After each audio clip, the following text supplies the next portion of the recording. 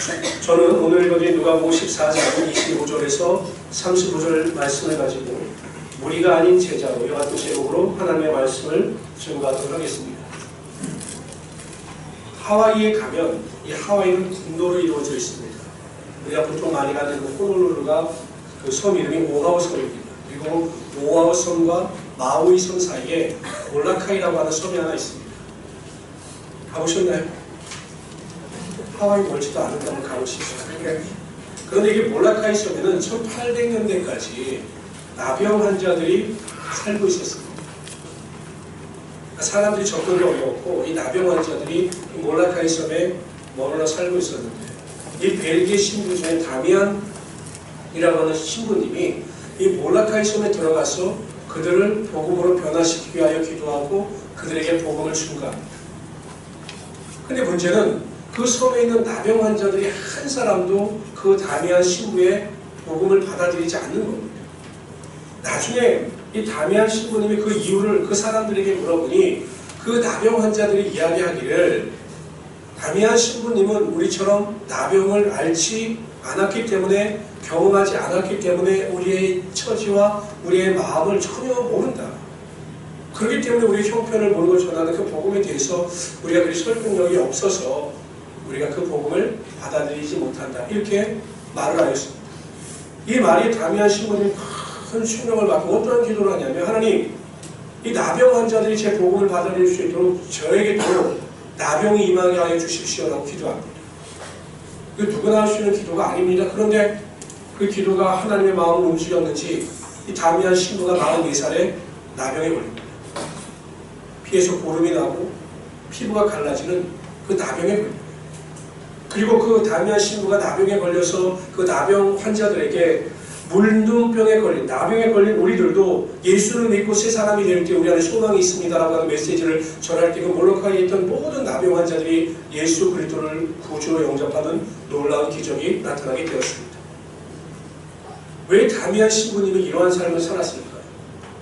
만약에 하나님께서 여러분들에게 이러한 삶을 요구하신다면 과연 우리가 이러한 삶을 살아갈 수 있겠습니까?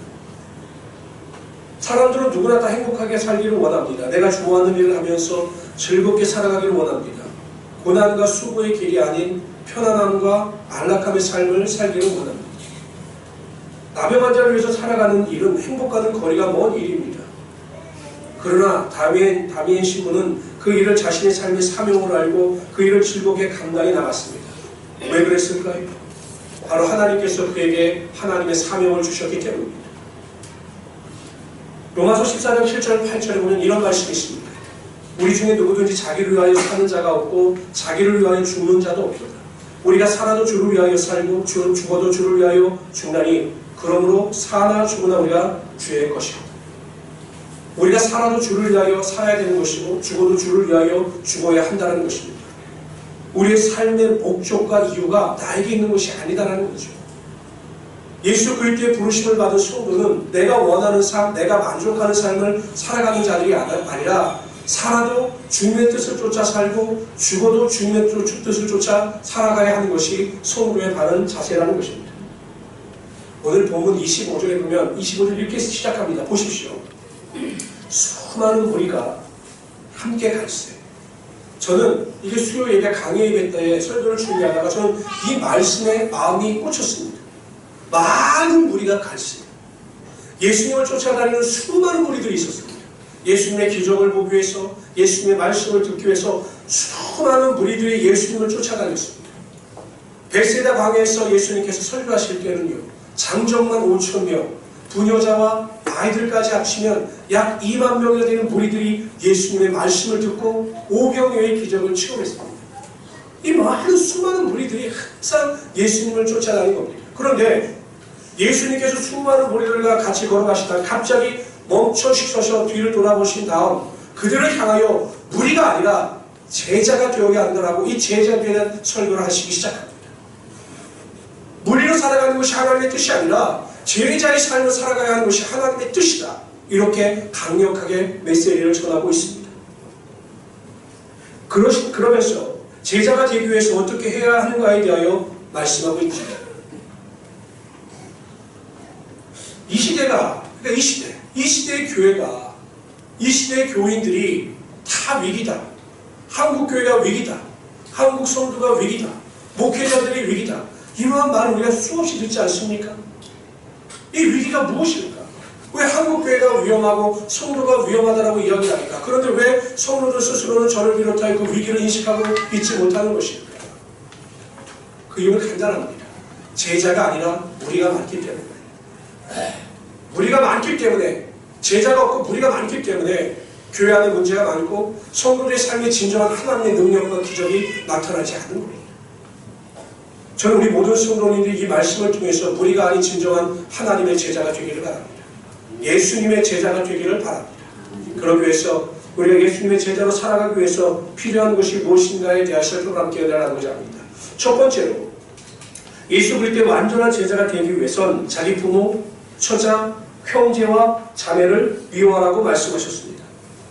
26절 봅시다. 다시 한번 읽어봅시다. 시작.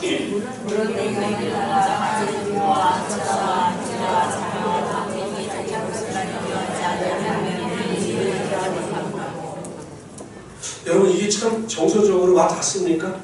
내 아내를 미워하고, 내 남편을 미워하고, 내 자녀를 미워하고, 내 부모를 미워하라. 이 말씀이 정서적으로 와 닿으십니까? 근데 우리가 성경을 읽다 보면 성경은 때로는 가족에 대해서 단호하게 대처해야 되고 가족과의 분리를 강력하게 우리에게 권고합니다. 예수님께서 제자들을 부르실 때 보면 세베대 아들 야고보와 요한을 부르는 장면이 나와요. 그런데 그 마태복음에 보면 이런 말씀이 있습니다. 우리 다 같이 읽어봅시다. 마태복음 4장 21절 22절입니다. 시작. 거기서 더 가시다가 다른 형제 곧 세베대의 아들 야고보와 그 형제 요한이 그 묻힌 세베대와 한 가지로 배에서 금을 빚는 것을 보시고 돌시니 저희가 예수님께서 세베대의 아들 야고보와 요한을 부르셔요. 그랬더니 그들이 어떻게 합니까? 배와 아버지를 어떻게 했다고요? 버렸다는. 배는 버리는 것에 대하여 동의할 수 있지만 아버지를 버렸습니다. 아니, 버렸다라고 하는 표현이 아니라 배와 부친을 떠나서 예수를 쫓으니라. 이렇게 표현해도 무방할 텐데 성경은 꼭 부모, 아버지를 버렸다라고 표현하고 있습니다. 왜 버렸다라고 하는 표현을 사용할까요? 뿐만 아니라 누가복음 9장 61절, 62절에 보면 이렇게 말씀하십니다. 시작. 또 다른 사람이 가로되 주여 내가 주를 쫓겠나이다마는 나로 먼저 내 가족을 작별하게 하소서. 예수께서 이르시되 손에 쟁기를 잡고 길을 돌아보는 자는 하나님 나라에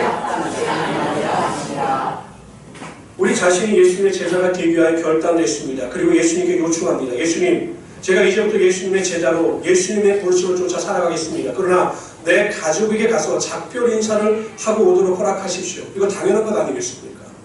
예수님은 그렇게 하지 말라는 겁니다. 나를 쫓기로 작정했으면 이제부터는 뒤를 돌아보지 말고 나만을 바라보면서 살아가라. 이렇게 말씀하고 있는 것입니다. 이렇게 성경은 때로는 가족에 대해서 배척하고 분리에 대하여 강력히 권고하고 있습니다. 오늘 말씀은 한 걸음 더 나아가서 가족들을 미워하라. 이렇게까지 말씀하고 있는 것입니다. 그 이유가 무엇일까요? 솔직히 저도 목회자로서 정서적으로 이 말씀에 대해서 동의하기가 굉장히 어렵습니다. 그러나 예수님께서 이렇게 말씀하시고 하나님께서 가족에 대하여 이렇게 말씀하시는 데에는 분명한 이유가 있다는 것입니다. 저는 그 이유를 두 가지 정도에서 찾을 수 있다고 봅니다. 첫째, 가족을 미워하라고 하신 이유는 가족으로 인하여 신앙에 좋지 않은 영향을 받을 수 있기 때문입니다. 여러분, 가족은 가장 가까운 관계이고 정서적으로 가장 동질감을 느끼는 관계이기 때문에 신앙적으로 가장 영향력을 받는 것이 바로 가족입니다. 긍정적인 영향이든 부정적인 영향이든 가족을 통해서 영향을 받고 그 영향 때문에 신앙에서 멀어지는 일이 비일비재합니다. 잘 생각해 보십시오. 제가 두 가지 말씀을 드리겠습니다. 제가 가족과 관련해서 경험한 두 가지 말씀을 드리겠습니다. 제가 청년회 때 20대 초반에 윤영부에서 봉사를 했습니다. 그때 그 봉사를 할 때 그 부총무로 봉사하시던 굉장히 훌륭하신 여자 선생님이 계셔요. 지금으로 보면 30대 초반? 지금 30대 초반이 우리가 누구시죠? 희선 자매가 지금 몇 살이시죠? 31, 그러니까 31살 정도 되셨겠네요. 30대 초반이었던 그 선생님인데 20대 초반인 저에게는 하늘과 같은 존재였죠. 그리고 얼마나 열심히 봉사를 하시는지 아침 6시부터 나와서 저녁 6시까지 교사로 봉사하시고 음식 제공 모든 일에 헌신하는 겁니다. 근데 한 가지 아쉬운 점이 있다면 우리 희선자매처럼 일찍 시집을 갔으면 좋았을 텐데 그분은 시집을 못 간 겁니다. 그래서 35세가 될 때까지도 시집을 못 가셨어요. 그러다가 36살 땐가 제가 군대 가기 막 전에 남편을 만나서 결혼을 했습니다. 근데 그때 제가 충격을 받았어요. 이분이 결혼하더니 교회를 안 나오시는 겁니다. 그렇게 열심히 던 왜 교회 안 나오시냐고 여쭤봤더니 남편이 믿지 않는 사람인데 교회 나가는 것을 정말로 싫어해서 남편이 허락할 때까지 교회를 나오지 않겠다. 이렇게 말씀하시는 말에 제가 너무 충격을 받아서 교사를 관뒀습니다.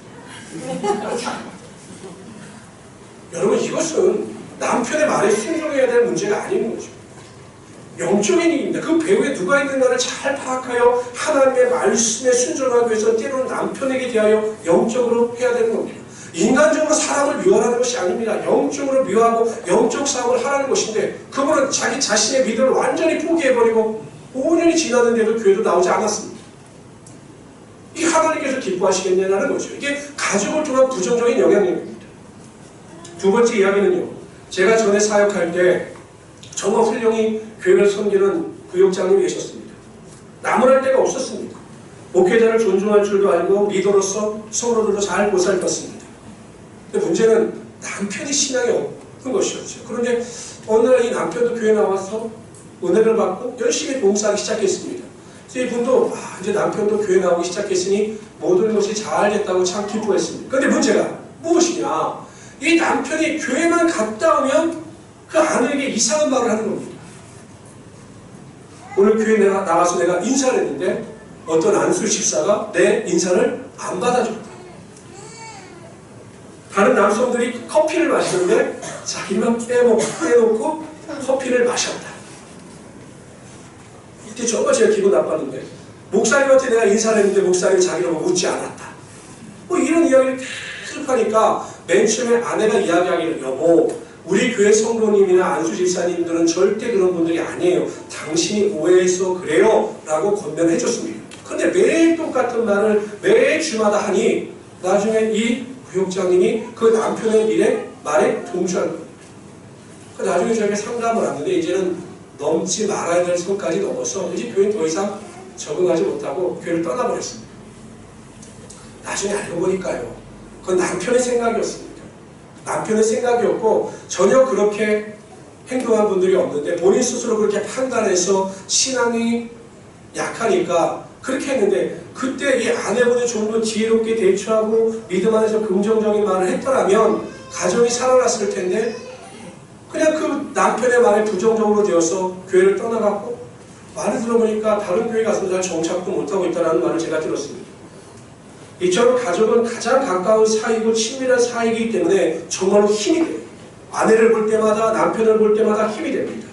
그런데 이게 영적인 면으로 파고 들어가면 때로는 아내나 남편이나 자녀나 부모로 인하여 신앙의 잘못된 모습을 보거나 배움으로 신앙의 잘못된 길로 걸어갈 수 있게 된다는 것입니다. 오죽 했으면 여러분 마태복음 10장 36절에 보면 사람의 원수가 자기 집안 식구라 이렇게 말씀하셨습니다. 원수가 어디에 있느냐? 자기 집안에 있다는 것입니다.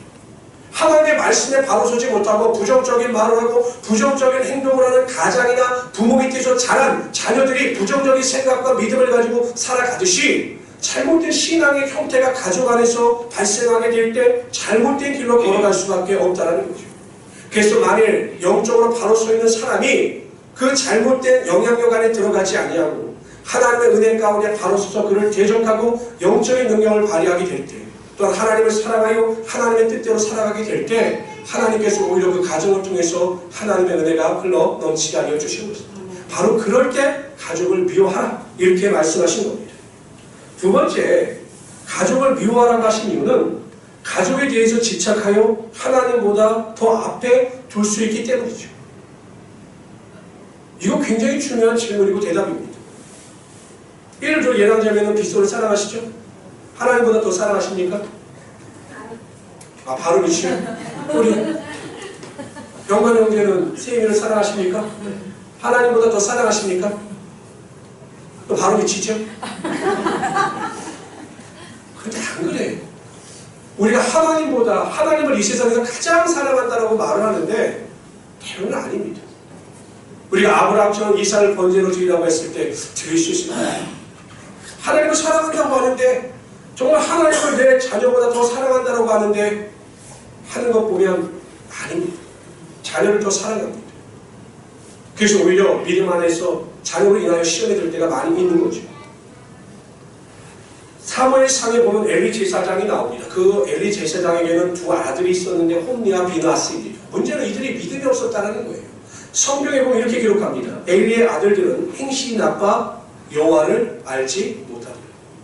행실이 나빴으면 그것으로 끝인데 여호와를 알지 못했더라는 겁니다. 하나님을 믿지 않는 겁니다. 지금으로 말하면 제 아들이 하나님을 믿지 않는 거예요. 목사의 아들인데 교회도 안 나옵니다. 뒤에서 아버지를 욕하고 다닙니다. 하나님이 어디 있냐?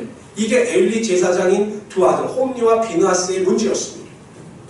더 큰 문제는 무엇이냐? 이들이 제사장의 직분을 감당하지 않았으면 별 문제가 되지 않았을 텐데 이들이 제사장의 직분을 그대로 유지합니다. 그런데 제사를 드릴 때 하나님께 드린 제물을 자신이 좋은 것을 먼저 취합니다. 그리고 제사를 드리기도 전에 자신이 가지고 싶어 있는 고기가 있으면 그것을 빼앗아 버립니다.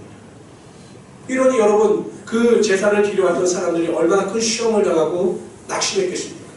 뿐만 아니라 성전에서 봉사하는 여인들과 동침을 합니다.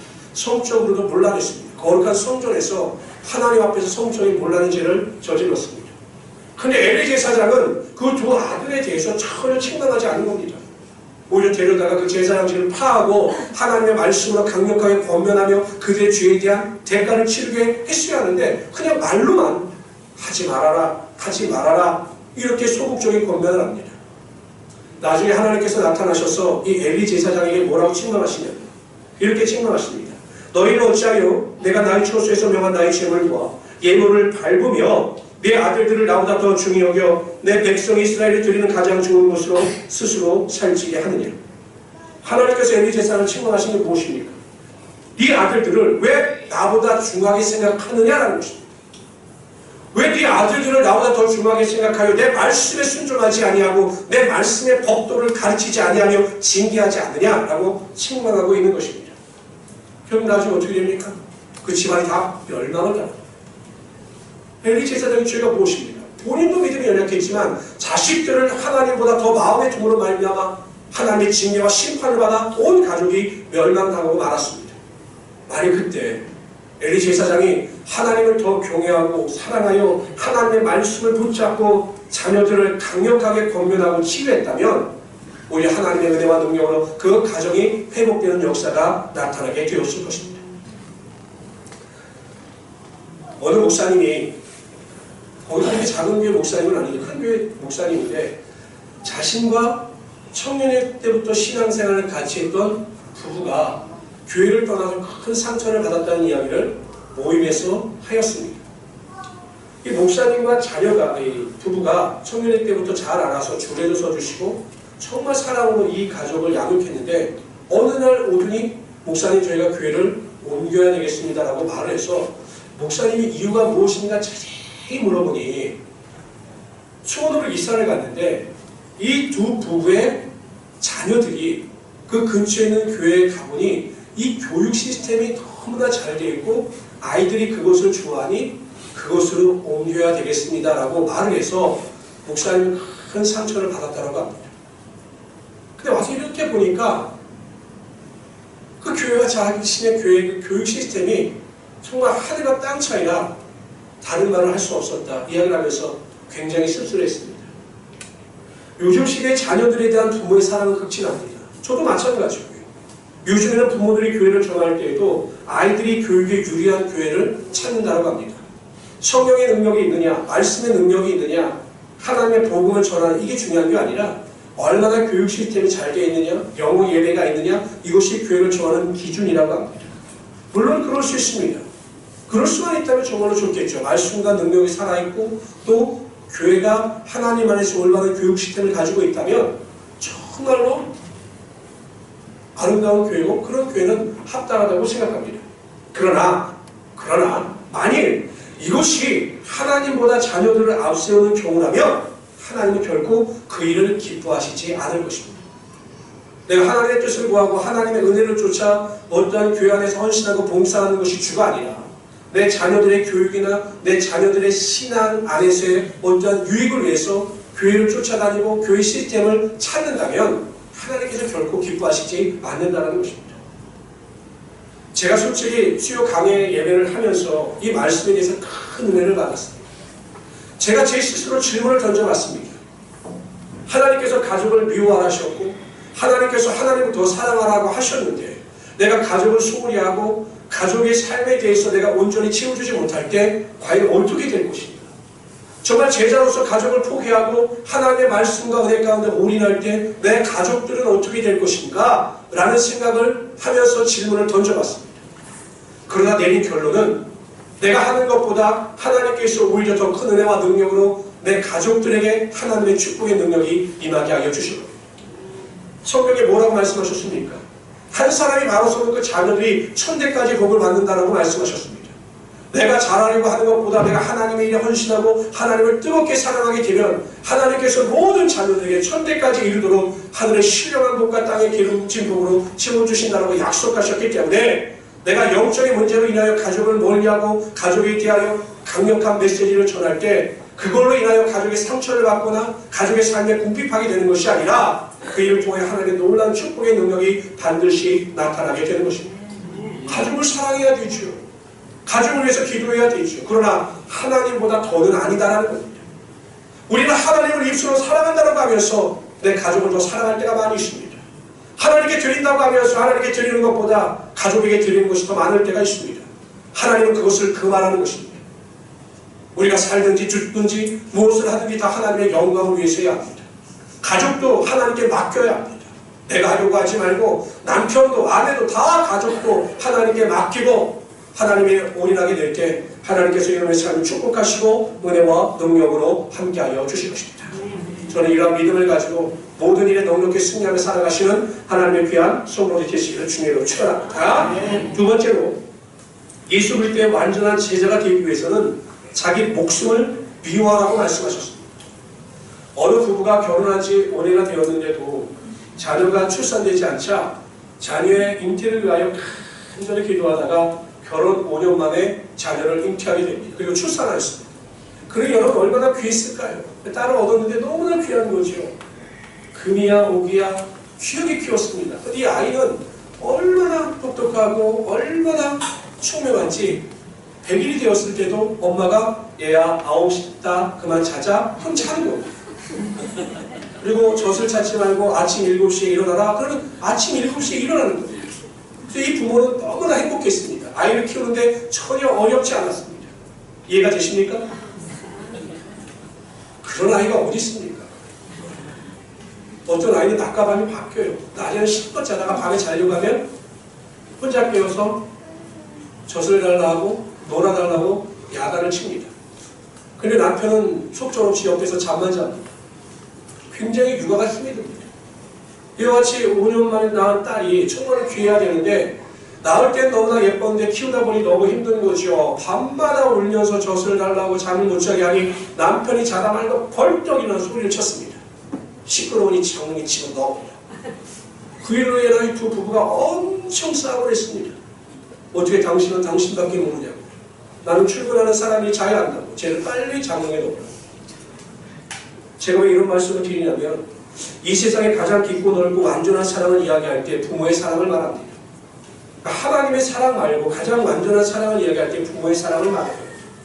자녀를 위해서 목숨을 드릴 정도의 사랑이 부모의 사랑입니다. 그런데 아무리 깊고 넓은 부모의 사랑이라 할지라도 자기를 사랑하는 것만큼 부모를 사랑할 수는 없는 거죠. 이 세상에서 가장 사랑하는 것은 자기 자신입니다. 자기 애입니다. 자기 자신에 대한 사랑입니다. 예수님께서 그것을 아셨기 때문에 내 생명까지도 나에게 바쳐야 된다. 내 목숨까지도 나에게 바쳐야 된다. 이렇게 말씀하시는 겁니다. 그리고 그렇게 목숨을 바치는 자의 삶에 하나님의 제자로서의 합당한 열매가 나타나게 되는 것이죠. 사도 바울이 3차 전도 여행을 마치고 오순절날이 이르기 전에 예루살렘에 도착하기 위해서 급히 배를 타고 가다가 밀레도에서 자신이 2년 동안 사역했던 에베소 장로들의 얼굴을 봅니다. 그 에베소에 대한 애착이 정말로 컸기 때문에 에베소 장로들 밀레도 성으로 초청을 합니다. 그러면서 이제 밀레도에서 에베소 장로들과 여러 가지 영적인 대화도 나누고 그동안에 쌓았던 교제도 나눕니다. 그런데 그 에베소에서 장로들에게 이 사도 바울이 이야기하는 겁니다. 성령께서 나에게 말씀하셨는데 내가 예루살렘에 올라가면 환난과 결박이 나를 기다리고 있다고 말씀하셨습니다. 이렇게 장로들에게 이야기하니 장로들이 아마 성경에 나와 있지 않지만 말렸을 것입니다. 가시지 말아요. 그때 사도 바울이 그 장로들에게 이렇게 이야기합니다. 나의 달려갈 길과 주 예수께 받은 사랑, 즉 하나님의 은혜의 복음의 일을 마치려면 나의 생명을 조금도 귀한 것으로 저는 여기지 않습니다. 환난과 결박이 기다린다 할지라도 나는 내 생명을 바쳐 하나님의 일을 감당해 나갈 것입니다. 라고 말을 하고 예루살렘으로 올라갑니다. 그리고 나중에 어떻게 됩니까? 네로 황제에 의하여 순교를 당합니다. 결국 죽게 되는 거죠. 우리가 예수 그리스도의 제자가 되기 위해서는 우리의 생명마저도 귀한 것으로 여기지 말아야 합니다. 하나님께서 나를 원하신다면 나의 삶의 전부를 드려야 하는 것입니다. 살아도 주를 위하여 살고 죽어도 주를 위하여 살아야 하는 것입니다. 하나님이 원하신다면 나의 욕심도 다 내려놓아야 합니다. 하나님께서 원하신다면 나의 소망과 비전도 포기해야 합니다. 그리고 하나님께서 걸어가신 그 길을 걸어가야 합니다. 그리고 그 길이 시온의 대로가 아니라 좁은 길 좁은 문이라 할지라도 하나님께서 원하시면 내 생명마저 드릴 마음에 각오를 하시고 그 길을 걸어가야 합니다. 이것이 하나님의 뜻이고 여러분들을 향한 하나님의 계획일 수가 있는 거죠.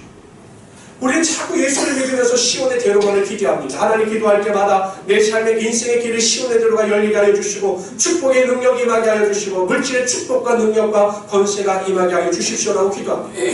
그러나 우리가 기도할 때 하나님의 생명과 하나님께 드려 하나님의 제자로서 살아가게 해주십시오. 내 생명도 조금도 귀한 것으로 여기지 않게 해 주십시오 라고 기도하면 그러한 길을 걸어가는 사람들은 많지 않습니다.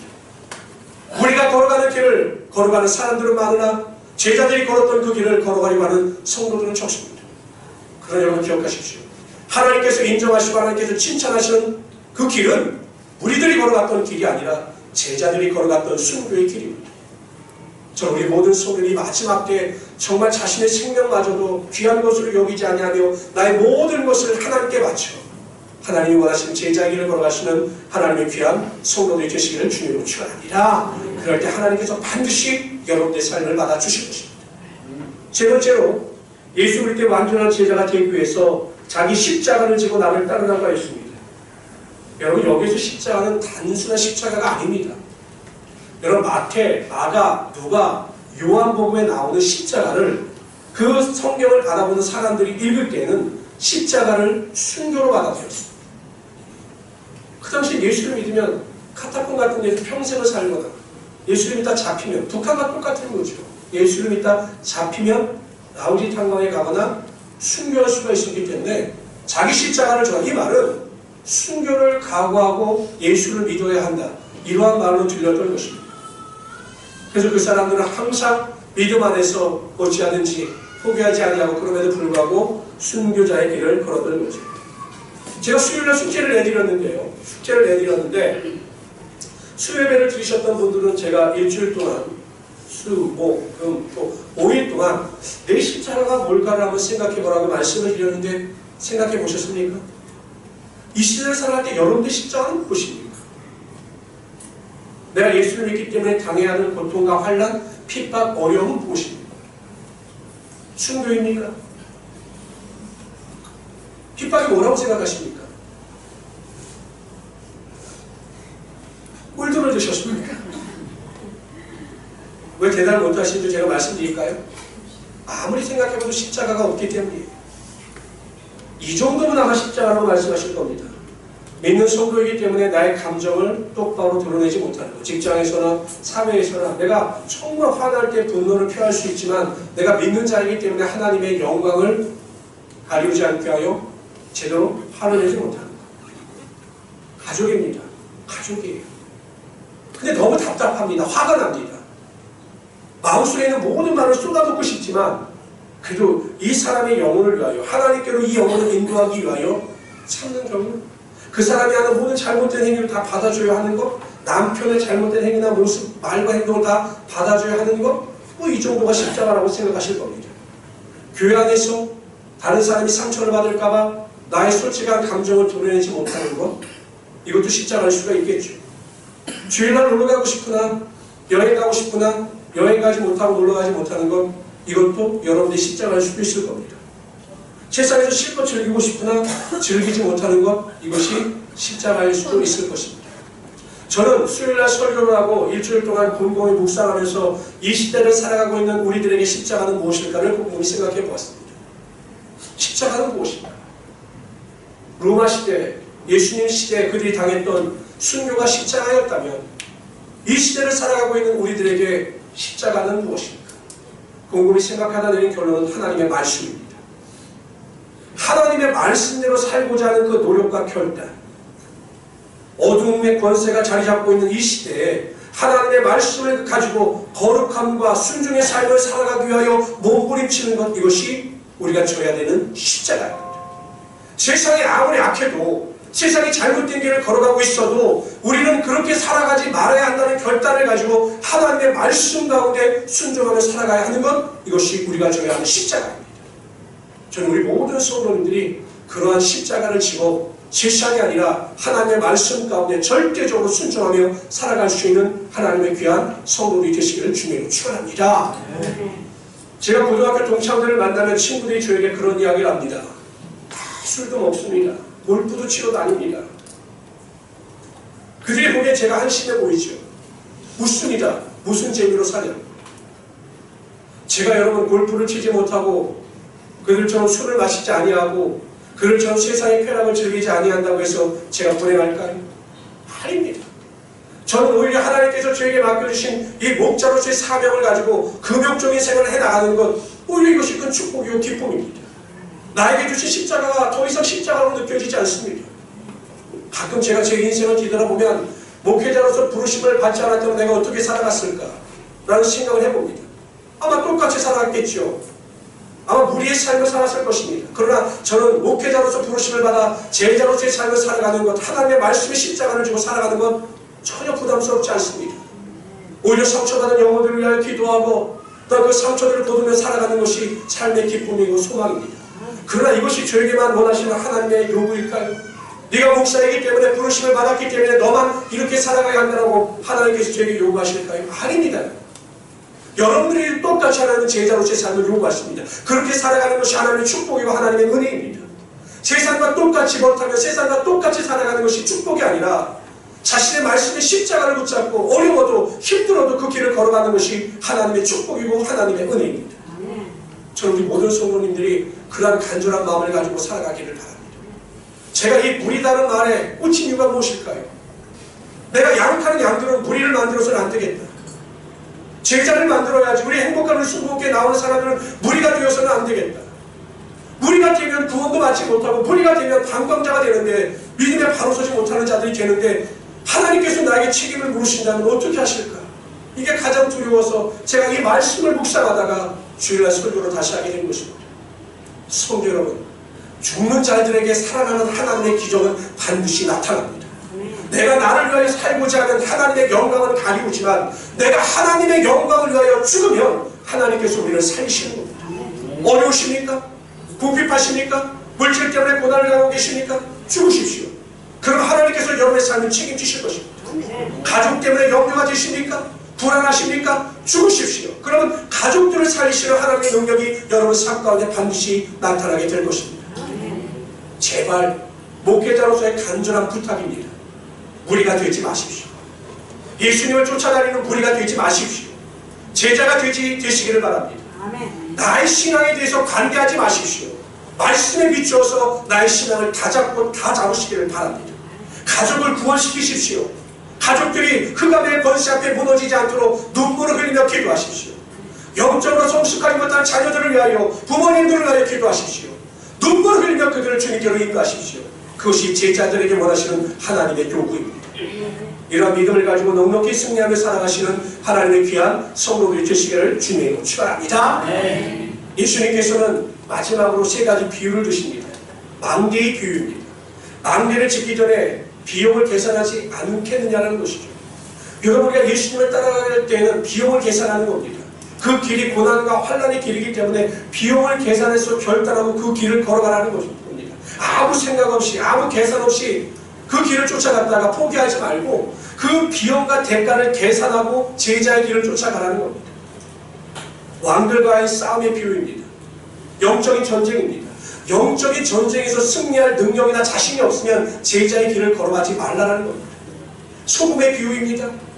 소금은 사랑과 희생의 비유입니다. 예수님을 위하여 자신의 모든 소유를 바칠 수 있도록 제자의 길을 걸어가라는 것입니다. 그러나 하나님은 결코 우리 인생을 마이너스 시키지 않으십니다. 우리가 포기하면 마이너스가 될 것 같지만 하나님은 반드시 마이너스하는 인생 가운데 플러스가 임하게 하여 주시는 거죠. 오늘 이 설교를 들으시고 여러분 결단하시고 나의 신앙을 다시 한번 뒤돌아보시면서 무리가 아니라 제자의 길을 걸어가시는 하나님의 귀한 성도들이 되시기를 주님으로 축원합니다. 기도하겠습니다.